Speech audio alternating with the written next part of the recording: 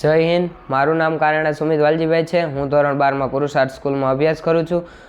મેં ધોરણ 11માં પુરુષાર્થ સ્કૂલમાં પ્રવેશ મેળવ્યો હતો।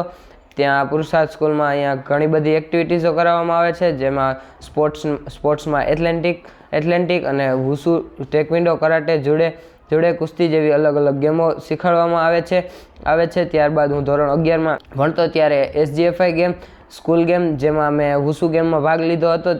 તો ત્યારે વુસુ ગેમ વિશે તો કાંઈ સારી એવી જાણકારી ન હતી, પરંતુ 2 દિવસની પ્રેક્ટિસ બાદ અમે સોમનાથ ખાતે વુસુ રમવા ગયેલા। ત્યાં મેં સારી રીતે ફાઇટ કાઢી અને નંબર મેળવ્યો અને નેશનલ જવાનો મોકો મળ્યો।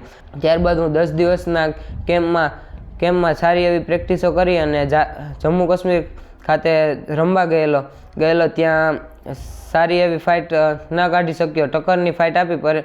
પરિણામે હું ધોરણ 12માં આવ્યો ત્યારે SGFI આવી અને તેમાં મેં વુસુ ગેમની બધી માહિતી મેળવી। વુસુ ગેમ એક મિક્સ માર્શલ આર્ટ ગેમ છે, જેમાં ટેકવિન્ડો, વુસુ, કરાટે, કુસ્તી જેવી ઘણી બધી ગેમોનો સમાવેશ થઈ અને બનેલી છે। જેમાં હું ભુજ ખાતે રમવા ગયેલો, ત્યાં સારી એવી 3 ફાઇટ કાઢી અને પ્રથમ નંબર હાસિલ કર્યો। અને હું ત્યારબાદ 15 દિવસના કેમ્પમાં આણંદ ગયેલો। ત્યાં શૈલેષ સર તેમજ સુનિલ સર સારી એવી પ્રેક્ટિસો કરાવતા, પંચ, કિક, થ્રો અલગ અલગ પ્રેક્ટિસો કરાવતા થ્રોની અને શનિવારે 10 કિલોમીટર રનિંગ અને બપોરે આઈસ બાથ કરાવતા। ત્યારબાદ હું જમ્મુ કાશ્મીર ખાતે નેશનલ રમવા ગયેલો। ત્યાં મેં પ્રથમ ફાઇટ જમ્મુ કાશ્મીર સામે જ આવી।